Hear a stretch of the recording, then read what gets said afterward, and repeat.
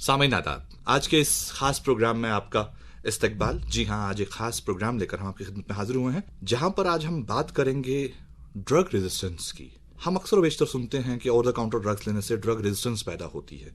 बहुत सारे लोग कुछ दवाइयों के काफी आदी हो जाते हैं और फिर एक वक्त ऐसा आता है कि जब वो दवाइयां काम नहीं करती हैं। ये ड्रग रेजिस्टेंस होता क्या है, ये लफ्ज हमने कई बार सुना है, लेकिन ये होता क्या है हमें नहीं मालूम। ये क्या होता है, ये कैसे होता है और ये ड्रग रेजिस्टेंस से हम कैसे बच सकते हैं और क्या ये खतरनाक हो सकता है, इन सब बातों पर बात करने के लिए आज हमने स्टूडियो में दावत दी है डॉक्टर नरगिस बाली जी को, जो कि असिस्टेंट प्रोफेसर हैं डिपार्टमेंट ऑफ माइक्रोबायोलॉजी, स्किम्स सौरा में। डॉक्टर साहब, आपका प्रोग्राम में बहुत बहुत इस्तकबाल। बहुत बहुत शुक्रिया तबरीज साहब। डॉक्टर साहब, ये ड्रग रेजिस्टेंस हम एक लफ्ज सुनते हैं, सबसे पहले आपसे जानना चाहेंगे ड्रग रेजिस्टेंस होता क्या है? जी, ड्रग रेजिस्टेंस एक मेडिकल टर्म है जो हम तब यूज़ करते हैं। सबसे पहले तो ये जानने की ज़रूरत है कि एक इंसान, एक ह्यूमन बीइंग, उसमें ड्रग रेजिस्टेंस नहीं हो सकती। He can not become resistant to a drug. ये सिर्फ एक माइक्रो ऑर्गेनिज्म या कॉमन टर्म्स में जिसको आप जरासीम, बैक्टीरिया, वायरस, फंगाई या प्रोटोजोआ या इस तरह के जो माइक्रो ऑर्गेनिजम्स होते हैं, ये ड्रग रेजिस्टेंस उनमें होती है। तो एक आम इंसान के लिए वो दवाई जो पहले किसी भी इस तरह के जरासीम पे असर करती थी और उसका जो इन्फेक्शन था या उसका जो भी असर था वो खत्म कर देती थी, आफ्टर सम टाइम, कुछ टाइम के बाद जब वो दवाई उस पर्टिकुलर जरासीम पे असर नहीं कर, तो उसको हम ड्रग रेजिस्टेंस कहते हैं। मतलब ड्रग रेजिस्टेंस एक माइक्रो ऑर्गेनिज्म में डेवलप होती है अगेंस्ट कोई ऐसी चीज, कोई ऐसी दवा जो आप ले रहे हैं over a period of time, जिससे पहले तो आपको आराम मिल जाता था, पहले जो जरासीम था वो मर जाता था, बट कुछ टाइम के बाद जो जरासीम है उस पर कोई असर नहीं होता। दैट मीन्स जरासीम जो है वो रेजिस्टेंट हो चुका है उस पर्टिकुलर ड्रग को। ये क्यों होता है? इसके बहुत सारे रीजंस हैं, कुछ मेडिकल हैं। मैं अपने लिसनर्स के लिए जितना आसान अल्फाज में समझा सकूंगी वो बोलूंगी। माइक्रो ऑर्गेनिजम्स बेसिकली काफ़ी इंटेलिजेंट लाइफ फॉर्म्स हैं और इनका एक ही काम है, सर्वाइवल। तो माइक्रो ऑर्गेनिजम्स में ये इनहेरेंटली ही होता है कि कुछ माइक्रो ऑर्गेनिजम्स ऐसे होते हैं, कुछ सब पॉपुलेशन माइक्रो ऑर्गेनिजम्स की ऐसी होती है जिन पे कोई दवा असर नहीं करती। That is known as a natural process. तो नेचुरली ही माइक्रो ऑर्गेनिजम्स हैं, उनमें ये कुव्वत होती है कि वो किसी एक ड्रग को या किसी एक एंटीबायोटिक, नॉर्मली तो जनरली बहुत सारे लोग एंटीबायोटिक्स ही जानते हैं, तो एंटीबायोटिक को वो इवेड कर सकती है, एंटीबायोटिक्स के असर को इवेड कर सकती है। सो वन इज नेचुरल कि आप में ऑलरेडी वो कुव्वत है जिससे आप इस चीज से बच सकें। तो मैं माइक्रो ऑर्गेनिजम्स की बात कर रही हूँ। जो दूसरा सबसे मेन रीजन है रेजिस्टेंस का, एंटी माइक्रोबियल रेजिस्टेंस या एंटीबायोटिक रेजिस्टेंस का, वो है miss use of these antibiotics. ये जो मिस यूज है ये डिफरेंट लेवल्स पे होता है। ये आप एक इंडिविजुअल लेवल पे भी होता है, ये मिस यूज होता है एक प्रैक्टिशनर के लेवल पे भी, और ये मिस यूज होता है हमारी फूड इंडस्ट्रीज या higher up, high level. So it starts with individual level, then practitioners level, then at the level of say for example food industry या उस तरह से। So ये different levels पे। जैसे कि आपने अभी कहा कि एंटीबायोटिक्स की रेजिस्टेंस डेवलप हो जाती है ऑर्गेनिजम्स में, माइक्रो ऑर्गेनिजम्स में, या जिनको जरासीम हम सीधी जुबान में कहते हैं। क्या ये रेजिस्टेंस सिर्फ एंटीबायोटिक्स को लेकर डेवलप होती है या कुछ और ड्रग्स को लेकर भी रेजिस्टेंस डेवलप हो सकती है इन जरासीम में? जनरली तो एंटीबायोटिक्स को ही होती है, बट जैसे कि मैंने आपको कहा जो माइक्रो ऑर्गेनिज्म का वर्ल्ड है, जो उनकी दुनिया है, उसमें माइक्रो ऑर्गेनिजम्स डिफरेंट तरह के होते हैं। सो जैसे बैक्टीरिया है, तो जो बैक्टीरिया के खिलाफ काम करेगा उसको हम एंटीबायोटिक बोलेंगे। वायरसेस हैं जो उसके खिलाफ काम करेगा उनको हम एंटीवायरल्स बोलेंगे। फंगाई हैं जो उनके खिलाफ काम करेंगे उनको हम एंटी फंगल्स कहते हैं। तो हर एक माइक्रो ऑर्गेनिज्म में अगर दवाई प्रॉपर नहीं ली जाए, से फॉर एग्जांपल मेरा जो इन्फेक्शन है वो किसी वायरस की वजह से है, बट मैं उसके लिए एक एंटीबायोटिक ले रही हूँ। अब एंटीबायोटिक ऐसी चीज है जो बैक्टीरिया पे काम करेगी, वायरसेस पे नहीं। बिल्कुल। तो अगर मैं एक गलत दवाई एक गलत चीज के लिए इस्तेमाल कर रही हूँ, जनरली उससे भी जो रेजिस्टेंस है वो हो सकती है। तो रेजिस्टेंस आपकी पैरासाइट्स में, फंगाई में, वायरसेस में, बैक्टीरिया में, सब में हो सकती है। जी, क्या ये रेजिस्टेंस फायदेमंद हो सकती है कभी? कुछ कुछ केसेस में ये फायदेमंद भी होती है, यस, बट जनरली तो डेट्रीमेंटल ही होती है जनरली, क्योंकि जैसे कि मैंने आपको कहा माइक्रो ऑर्गेनिजम्स बहुत इंटेलिजेंट लाइफ फॉर्म्स हैं और इनका सिर्फ एक ही मकसद है, दैट इज सर्वाइवल। सो ये इनको और किसी चीज से, जैसे हमको है मैं पढ़ गई तो अब मुझे नौकरी चाहिए, फिर उसके बाद मुझे घर चाहिए, गाड़ी चाहिए, for micro organisms it's not that, they just need to survive. तो इनकी जो भी मशीनरी है वो सिर्फ और सिर्फ इस एम से काम करती है कि अगर हमारे सर्वाइवल के रास्ते में कोई चीज आती है उसको इवेड करें। So that is where the resistance patterns come. Sometimes it's good, मगर more than 98% of the times it's detrimental. पहले जमाने में कुछ एंटीबायोटिक्स मार्केट में मिलते थे जो अब नजर नहीं आते, क्या ये वजह सिर्फ ये है कि वो अब काम नहीं करते, या उनके लिए रेजिस्टेंस डेवलप हो चुकी है इसलिए वो मार्केट से गायब हो गए, या फिर ऐसा है कि अब उनका दौर और नई कंपनीज का दौर, इसमें डिफरेंस आ गया? आपने बहुत अच्छा सवाल पूछा है। एक्चुअली कोई भी, सबसे पहले तो ये जानने की ज़रूरत है कि जो एंटीबायोटिक्स हैं वो जब भी मार्केट में आते हैं, एंटीबायोटिक्स की ऐसी कंपनी है जो बहुत ज़्यादा प्रॉफिटेबल नहीं है। आप एक इंसान तसव्वुर करें जिसको हाइपरटेंशन है जी, या डायबिटीज है, ये एक लाइफस्टाइल डिजीज है, बीमारी है। तो जब तक इंसान जिंदा है हाइपरटेंशन रहेगी और वो एंटी हाइपरटेंसिव्स खाता रहेगा। बट आप इन्फेक्शन के लिए दवाई तब तक ही लेते हैं जब तक ये इन्फेक्शन है। वो 3 दिन भी हो सकता है, 4 दिन भी हो सकता है, हफ्ता भर भी हो सकता है, और जैसे कि ट्यूबरक्लोसिस में है कुछ महीनों तक भी चल सकता है। ये जैसे ही ड्यूरेशन खत्म हो जाती है तो आपका एंटीबायोटिक्स का यूज भी खत्म हो जाता है। उसकी वजह से जो एंटीबायोटिक्स की जैसे जो मार्केट है एंटीबायोटिक्स का वो बहुत लिमिटेड है। तो पुराने ज़माने में आपका सवाल था कि मेरे से फॉर एग्जांपल मेरे फादर के टाइम में, आपको अपना एक पर्सनल एक्सपीरियंस बताती हूँ, सल्फर ड्रग्स जिनको हम कॉमन टर्मिनोलॉजी में सल्फर ड्रग्स बोलते थे, ओवर द काउंटर वो भी मिलती थी, काफ़ी ज़्यादा ये थी। बट 2 वजह से जो है वो पुरानी ड्रग का जो कोई भी पुरानी ड्रग जिसका इस्तेमाल जो है वो बंद हो जाता है या कम हो जाता है, वो सिर्फ 2 वजह से हो सकता है। एक, आपके पास एक बेहतर ऑल्टरनेटिव आ जाए जी, जिसके, क्योंकि हर एक ड्रग के साइड इफेक्ट होगा ही होगा। तो से फॉर एग्जांपल आप हमेशा इस चीज की कोशिश करते हैं कि आपके पास मार्केट में कोई ऐसा ड्रग हो जिसमें ये साइड इफेक्ट ना हो, या फिर अगर अभी जो ड्रग है वो अगर 3 चीजों पे काम कर रहा है, 3 माइक्रो ऑर्गेनिजम्स के खिलाफ काम कर रहा है, तो मैं एक ऐसा ड्रग दूं जो 5 के खिलाफ काम करे। तो या तो उनके साइड इफेक्ट्स कम हो तो आप एक नया मॉलिक्यूल इंट्रोड्यूस करते हैं मार्केट में, और दूसरा कि over a period of time उनकी रेजिस्टेंस इतनी डेवलप हो जाती है कि आप उसका यूज बंद कर देते हैं। ठीक है, तो जब आपको पता है कि आपका दुश्मन जो है वो गायब हो चुका है, तो आपकी जो तैयारी उस दुश्मन के खिलाफ है वो भी कम हो जाती है। सो ये चीज हम अपने हॉस्पिटल्स में भी करते हैं इनफैक्ट, कि कुछ टाइम हम देखेंगे कि हाँ भाई, जैसे किसी एक ड्रग का आप नाम ले लीजिए, केफेलोस्पोरिन्स हैं, शायद लिस्नर को समझ में ना आए, जिसमें आपको एक ड्रग का नाम बता दूंगी, लीवोफ्लॉक्सासिन। ठीक है, तो मैं अपने अस्पताल में या किसी जगह देखूंगी कि लीवोफ्लॉक्सासिन की एफिकेसी जो है वो खत्म हो रही है, यानी कि माइक्रो ऑर्गेनिजम्स जो हैं वो रेजिस्टेंट होते जा रहे हैं, वो समझदार होते जा रहे हैं कि ये है दुश्मन, इसके खिलाफ, इससे लड़ना है, इसके खिलाफ हमें जो है अपनी तैयारी करनी है, तो आप ये ड्रग बंद कर देते हैं। ठीक है, कुछ टाइम में आपके दुश्मन को, माइक्रो ऑर्गेनिज्म को भी पता चल जाता है दुश्मन गायब हो गया, then you can after some time, कुछ टाइम के बाद आप इसको री इंट्रोड्यूस कर सकते हैं, जबकि they will be caught off guard, अरे ये तो चला गया था, वापस कैसे आ गया। राइट, सो बहुत अक्लमंद और बहुत समझदारी के साथ खेलना पड़ता है, बहुत ज्यादा जी। जो आपने बात कही, जैसे आपने लिवोफ्लॉक्सासिन की बात करी, लिवोफ्लॉक्सासिन की बात अगर आपने की कि जैसे हम देखते हैं काफी सारे ड्रग्स हैं मार्केट में जो आज की डेट में एंटीबायोटिक्स अवेलेबल हैं, मुख्तलिफ तरह के हैं जी। बहुत सारे ऐसे ड्रग्स हैं जो वेस्ट में ऑब्सलीट हो चुके हैं, जो कंप्लीटली ऑब्सलीट हो चुके हैं, लेकिन अभी भी यहाँ चल रहे हैं, क्योंकि शायद यहाँ पर अभी वो काम कर रहे हैं जी। जब हम देखते हैं, जैसे लिवोफ्लॉक्सासिन की आपने बात की कि कुछ देर के लिए हम उसको हटा देते हैं, हाँ। ये जो कुछ देर है, ये कितनी देर हो सकती है? ये चंद महीने भी हो सकते हैं, कुछ साल भी हो सकते हैं। जब मैं बहुत छोटी थी तो मैं शायद मेडिकल स्कूल में भी नहीं गई थी, एक केफेलोस्पोरिन था जो हमारे हॉस्पिटल में दिया जाता था जो कि बंद कर दिया गया, फर्स्ट जनरेशन ही था, बंद कर दिया गया। और मैं देख रही हूँ कि आज जब मैं उसी अस्पताल में काम कर रही हूँ वो अभी भी इंट्रोड्यूस नहीं हुआ है। तो ये डिपेंड करता है हर एक अस्पताल में। जैसे मैं अगर स्किम्स की ही आपको बात बताऊं, हमारे वहाँ पे एक सर्विलेंस सिस्टम चलता है, तो हम over a period of time in micro organisms की रेजिस्टेंस को स्टडी करते हैं।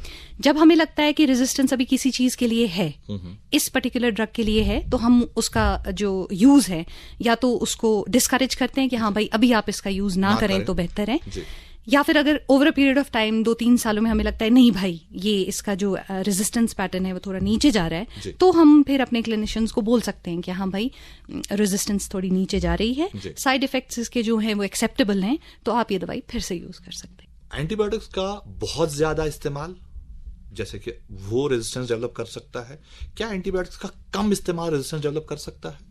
क्या आपने एक कोर्स आपके पास एंटीबायोटिक्स का है, से फॉर एग्जांपल आपने नॉर्मल एंटीबायोटिक आपको खांसी जुकाम में आजकल दिया जाता है जो 5 दिन का कोर्स होता है या 3 दिन का कोर्स होता है, तो बहुत सारे लोगों को हमने देखा है बाजार से दवाई लेते हुए वो 2 गोलियां लेके आते हैं और वो 2 खा के छोड़ देते हैं। उसके बारे में कुछ बताएं। जी, इनफैक्ट जब आपने पहला सवाल पूछा था कि एंटीबायोटिक रेजिस्टेंस होती कैसे है, और मैंने आपको बोला कि जेनेटिक कॉन्स्टिट्यूशन है माइक्रो ऑर्गेनिजम्स का, उनमें है ये सलाहियत। जो सेकंड मोस्ट कॉमन कॉज है एंटीबायोटिक रेजिस्टेंस के इमर्ज होने का, वो यही है आप दवाई उस प्रिस्क्राइब्ड डोज में ना लें जिसमें वो दी जाती है, जितने ड्यूरेशन के लिए रेकमेंड की जाती है उस ड्यूरेशन को आप फॉलो नहीं करते, तंग आ जाता है इंसान। आई कैन अंडरस्टैंड, मेरे अपने घर में ये होता है। से फॉर एग्जांपल आप अमॉक्सिक्लैव है, ये कॉन्सेंट्रेशन में आता है 625, ये कॉन्सेंट्रेशन ऐसे ही नहीं बनाई गई है। जो फार्मास्यूटिकल कंपनीज हैं उन्होंने over a period of time देखा है कि इस पर्टिकुलर कॉन्सेंट्रेशन पे ये दवाई असर करेगी अगर इतने पीरियड के लिए दी जाए तो। अब एक चीज है जो मैं अपने शेयर करना चाहती हूँ, मैं कोशिश करूंगी उसको बहुत सरल तरीके से जुबान में बोलने की। एक मेडिकल टर्मिनोलॉजी है, उसको कहते हैं सिलेक्शन प्रेशर। इस सिलेक्शन प्रेशर से होता क्या है कि जैसे मैंने आपको कहा कि अगर एक रेजिस्टेंट पॉपुलेशन है, मेरे अंदर बैक्टीरिया है, 100 बैक्टीरिया है, 100 बैक्टीरियाज ने मुझ पे हमला कर दिया है जी। इन 100 बैक्टीरियाज में से 10 या 15 ऐसे होंगे जो रेजिस्टेंट होंगे किसी भी एंटीबायोटिक को जी। अब मैं क्या कर रही हूँ कि मैं दवाई ले रही हूँ, मुझे मेरे क्लिनिशियन ने दवाई प्रिस्क्राइब की, उसने मुझे बोल दिया डॉक्टर साहब या जो भी कोई होगा, आपने अमॉक्सिक्लैव खाना है 625 मिलीग्राम्स दिन में 3 बार 5 दिन के लिए जी।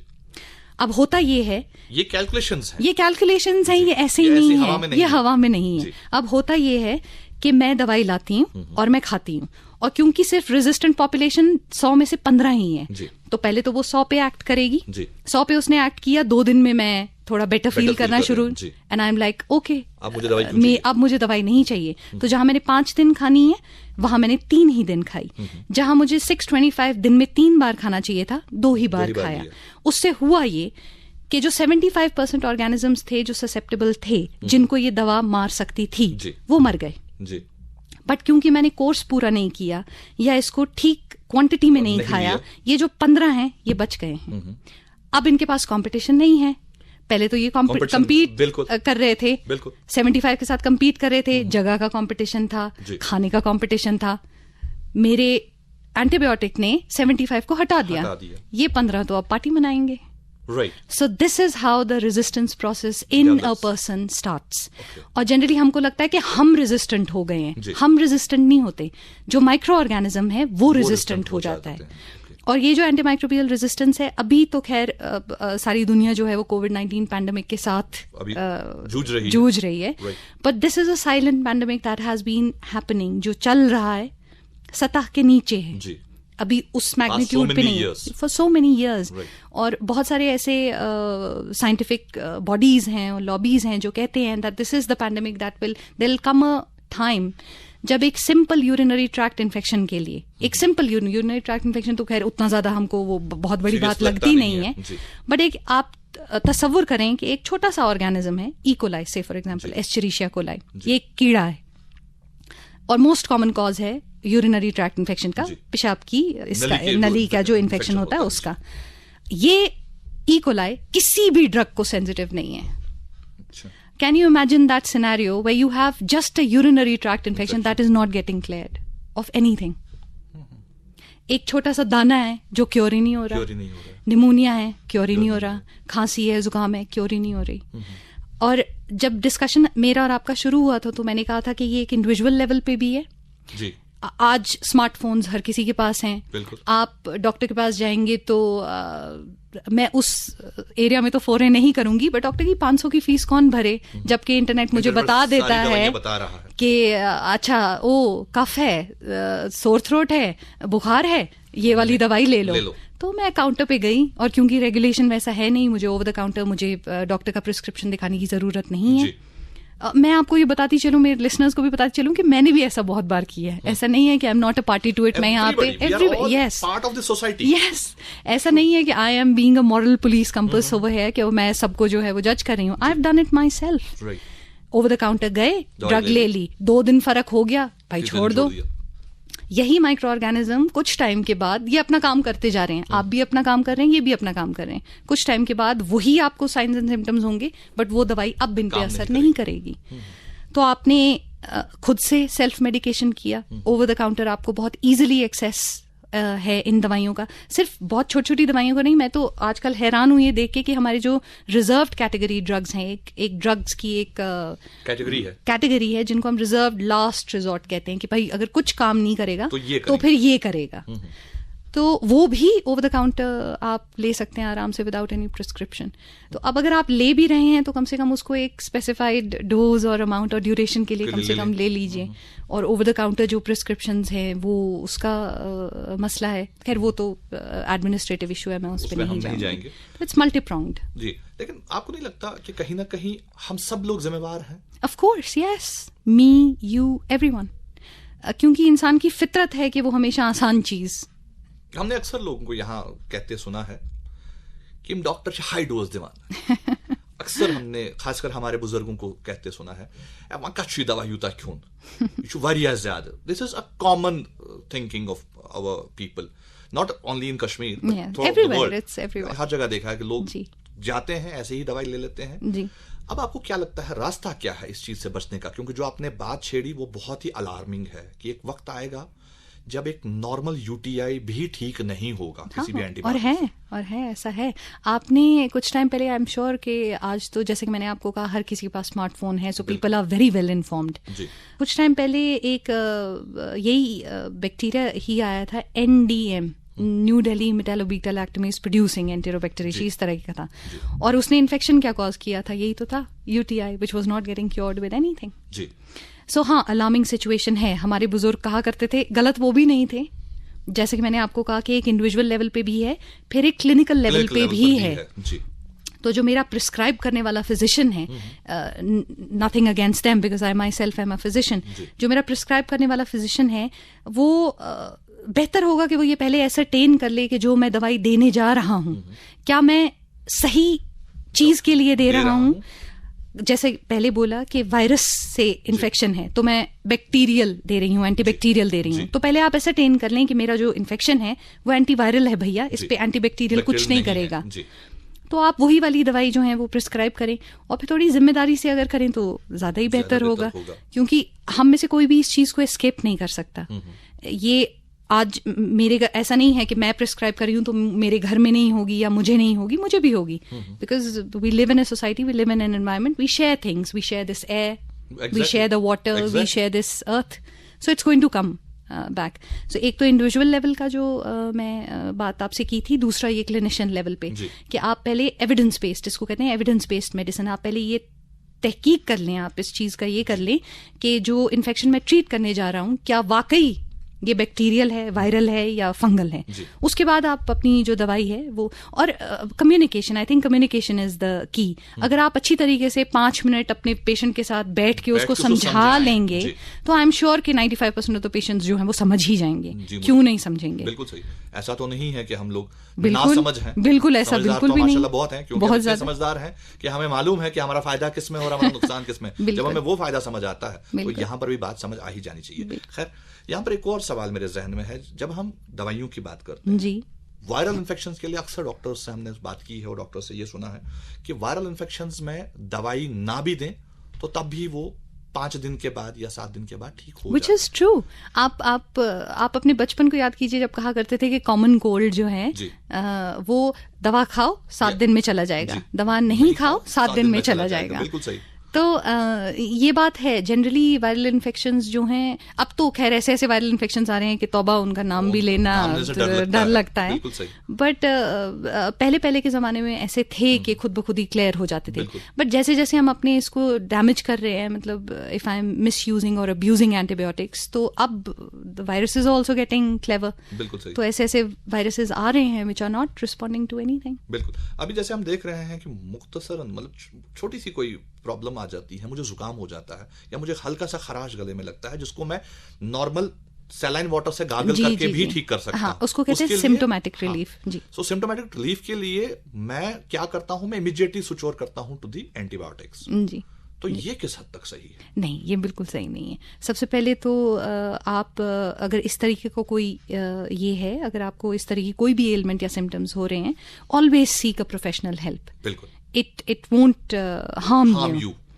प्रोफेशनल हेल्प सीख कर लीजिए और इस एटीट्यूड के साथ जाइए कि ये मेरी मदद ही करेगा, मदद ही करेगा। ऐसा नहीं है कि वो ऐसे ही बैठे, इस एटीट्यूड के साथ जाते हैं, हाँ ये क्या करें, टांग खींचनी है, हाँ मैं देखता हूं ये क्या ट्रीटमेंट देंगे, ये क्या वाइन, ये क्या करें। But you seek a professional help, may be because शायद आपको उतने हाई एंड एंटीबायोटिक्स की जरूरत नहीं है, क्योंकि एंड यूजर आप ही हैं। बिल्कुल।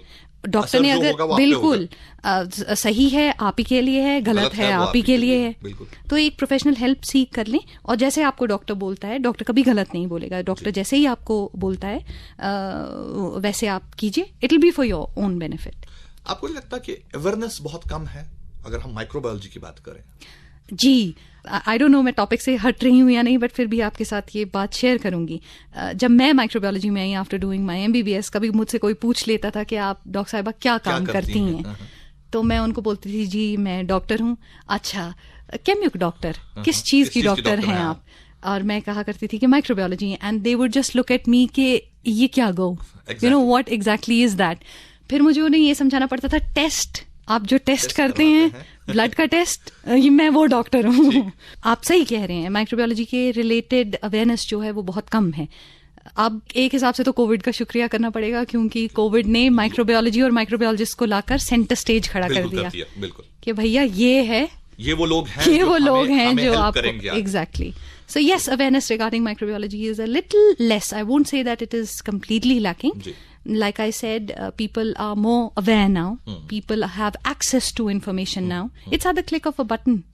आपके स्मार्टफोन्स हर किसी के पास हैं। लेकिन आपको नहीं लगता ये स्मार्टफोन के एक बटन पर जो इन्फॉर्मेशन अवेलेबल है, इसकी वजह से भी बहुत सारी खराबियां हुई हैं? इसी की वजह से तो बहुत सारी खराबियां हुई हैं। There is such a plethora of information कि आप ओवरवेल्म हो जाते हैं। हमारे टाइम पे तो मखसूस सी इन्फॉर्मेशन होती जो किताबों में लिखी होती थी, पढ़ ली तो हाँ भाई यही है। ये भी नहीं पता जो इंटरनेट पे आपको अवेलेबल है information, whether that is right और रॉन्ग। बिल्कुल। किताबों में तो ये पता है कि ऑथेंटिकेटेड है, भैया ये जो है this is true, this is actual.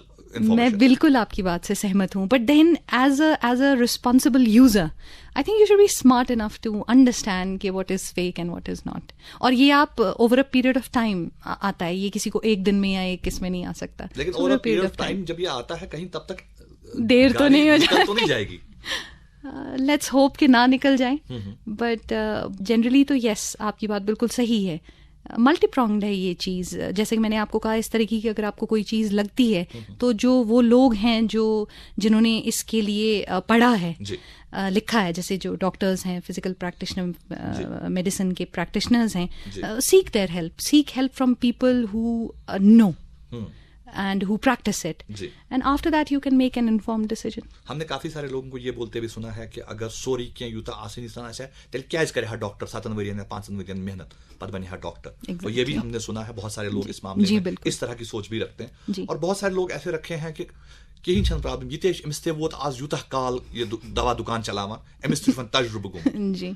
तो उसके तजुर्बे में और एक उस शख्स में जिसने पूरा अपनी लाइफ इस सब्जेक्ट को दे दी, इसमें फर्क नहीं लगता आपको? जी, फर्क तो है, फर्क बहुत ज्यादा है। हालांकि तजुर्बा भी जो है वो काफी काम करता है, बट शायद कुछ टाइम पहले ये बात ज्यादा होती। जैसे हमारे इलाके में भी एक कंपाउंडर या ये होता था, उसको बड़ा माना जाता था, भाई ये है इसको तो पता है, हाँ ये कंपाउंडर है इसको तो बिल्कुल पता है। और मोस्ट ऑफ द टाइम जो आज हम बात कर रहे हैं एंटीमाइक्रोबियल रेजिस्टेंस के बारे में, क्यों कर रहे हैं? क्योंकि over a period of so many years because of these factors only ये डेवलप हो चुका है, ये डेवलप हो चुका है।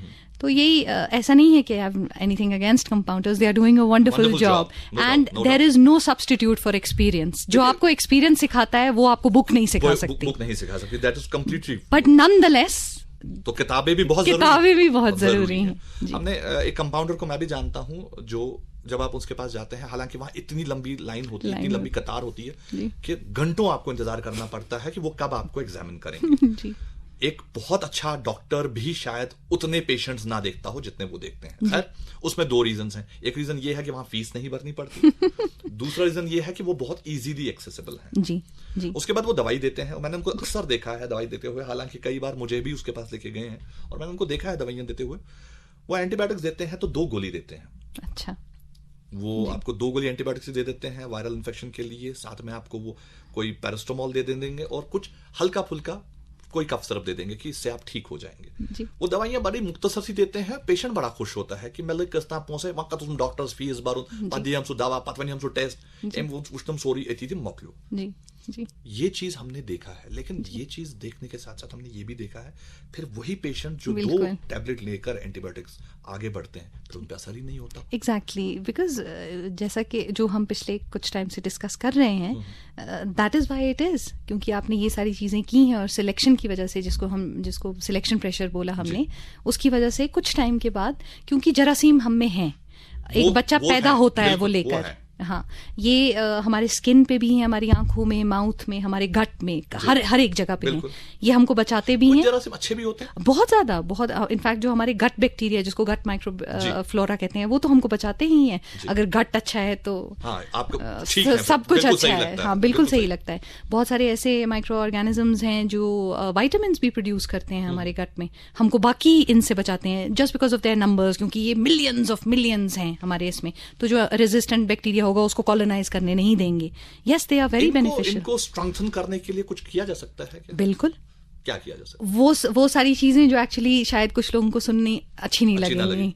1, एक्सरसाइज करें, सही खाएं, सही पिएं, एक पॉजिटिव एटीट्यूड रखें, सही वक्त पे खाएं। हाँ जी, ये आपकी बात बिल्कुल सही है। सही खाएं और सही वक्त पे खाएं, एक पॉजिटिव एटीट्यूड रखें, अपनी बॉडी को as a garbage bin treat ना करें, कोई दिक्कत आती है तो एक प्रोफेशनल हेल्प सीख करें। यही सारी चीजें हैं जो for a healthy lifestyle, these are the things and these can actually make a hell lot of a difference.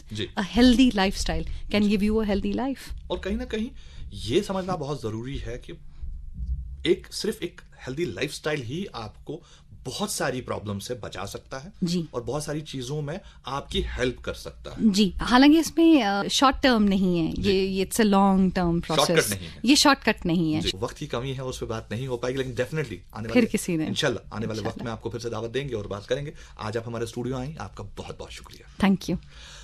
तो सामईन, ये थी डॉक्टर नरगिस बाली, असिस्टेंट प्रोफेसर माइक्रोबायोलॉजी, स्किम्स सौरा, जिनसे आज हमने बात की ड्रग रेजिस्टेंस पर। उम्मीद करते हैं कि आज की ये गुफ्तगू आपको अच्छी लगी होगी और कहीं ना कहीं इससे आपको फायदा होगा। इंशाल्लाह ऐसे ही किसी पड़ाव पर, ऐसे ही किसी मोड़ पे, ऐसे ही किसी खास प्रोग्राम में आपसे फिर करेंगे मुलाकात। तब तक के लिए आपका और हमारा अल्लाह हाफिज।